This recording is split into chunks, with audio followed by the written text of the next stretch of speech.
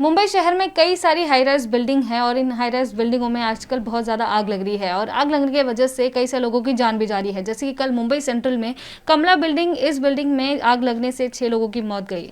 इस बारे में बताने के लिए आरटीआई एक्टिविस्ट है मेरे साथ अनिल गर्गली जी। इन्होंने आरटीआई फाइल किया था 2018 में और इस आरटीआई के बारे में मैं आपसे जानना चाहूँगी कि जैसे कि फायर ऑडिट एक बहुत ही महत्वपूर्ण बात है यहाँ पे कि जब भी कोई बिल्डिंग होती है तो उसका फायर ऑडिट होना बहुत ज़रूरी है।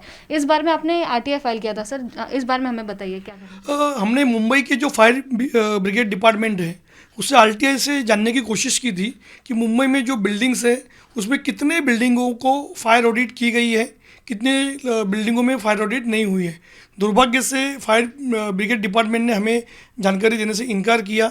कहीं ना कहीं तो ये जानकारी काफ़ी महत्वपूर्ण है, क्योंकि ये जानकारी अगर हमको मिलेगी तो निश्चित तौर पर जो बिल्डिंग में रहने वाले लोगों को भी पता चलेगा कि हमारे बिल्डिंग में ऑडिट हुआ है कि नहीं हुआ है।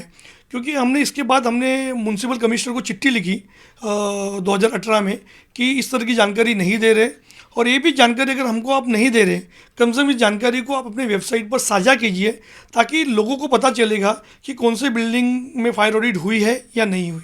जी, अब जैसे कि 2018 से लेकर अब तक तो बहुत सारी ऐसी बिल्डिंग हैं जिनमें आग लग चुकी है, तो क्या उसके बाद आपने फिर से उनके पास पहुंचने की कोशिश की, उनसे संपर्क करने की कोशिश की? हमारी लगातार कोशिश जारी है, क्योंकि जो भी डाटा है, क्योंकि आज मुंबई महानगर पालिका का जो बिल्डिंग प्रपोजल डिपार्टमेंट है उसने अपने सभी डाटा को ऑनलाइन किया है। तो फायर ब्रिगेड क्यों नहीं कर रहे हैं, उसमें कई सारी मामले महत्वपूर्ण इसलिए है क्योंकि जब कालवा देवी में आग लगी थी, उस आग लगने के बाद एक कमेटी बिठाई गई थी और उस कमेटी ने एक रिपोर्ट भी बनाई।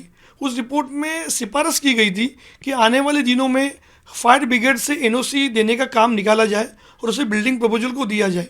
कहीं नहीं तो फायर ब्रिगेड के जो अधिकारी है वो इसमें आनाकानी करते हैं, कई बार उसमें करप्शन भी होता है और गलत तरीके से एनओसी भी देने का काम होता है। अगर ये जो एनओसी देने का काम अगर बिल्डिंग प्रपोजल डिपार्टमेंट के पास जाएगा तो निश्चित तौर पर, क्योंकि जो बिल्डिंगें बनती है हाई राइज की, उसका बिल्डिंग का जो प्लान होता है उसमें क्या गड़बड़ियाँ होती है ये बिल्डिंग प्रपोजल के अधिकारियों को अच्छे तरीके से पता होता है। तो निश्चित तौर पर अगर सरकार और महानगर पालिका आने वाले दिनों में इस पर अमल करती है तो निश्चित तौर पर आग की घटनाओं में हम नियंत्रण पा सकते हैं। दूसरी बात ये महत्वपूर्ण है कि हर साल जनवरी के महीने में और जुलाई के महीने में हर बिल्डिंग को, हर होटल को, हर अस्पताल को जो भी प्लान उसका सैंक्शन होता है उसे फायर ऑडिट करना अनिवार्य होता है और उसकी रिपोर्ट उसे फायर डिपार्टमेंट में पेश करनी होती है। उसके बाद उसे एक प्रकार का सर्टिफिकेट इशू किया जाता है। लेकिन फायर ब्रिगेड के जो अधिकारी है उसमें आनाकानी करते हैं।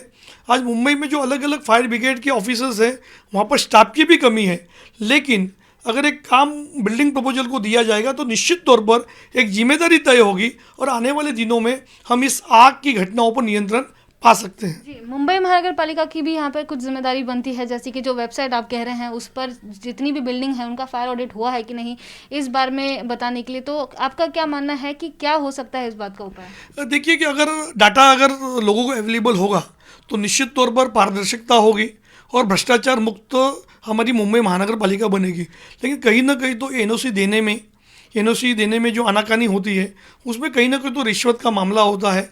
लोग पैसे के चक्कर में इस तरह की दुर्घटनाओं को आमंत्रण देते हैं। अगर किसी ने फायर ऑडिट नहीं किया तो नियम के अनुसार जो हमारे महाराष्ट्र में जो कानून बनाया गया है आग को लेकर 2006 में, उसके तहत उस पर प्रोसिक्यूशन हो सकता है, उसे हम जेल भी भेज सकते हैं, उस पर जुर्माना भी लगा सकते हैं। लेकिन दुर्भाग्य से फायर ब्रिगेड जो डिपार्टमेंट है वो इस काम में रुचि कम लेता है और कहीं ना कहीं तो भ्रष्टाचार के चक्कर में इस तरह की दुर्घटनाएं दिन ब दिन बढ़ते जा रही है।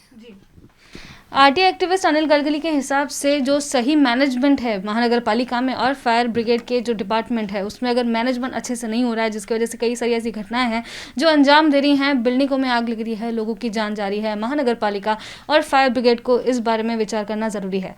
कैमरा पर्सन जावेद के साथ मैं लता शर्मा, एबीपी न्यूज़ मुंबई।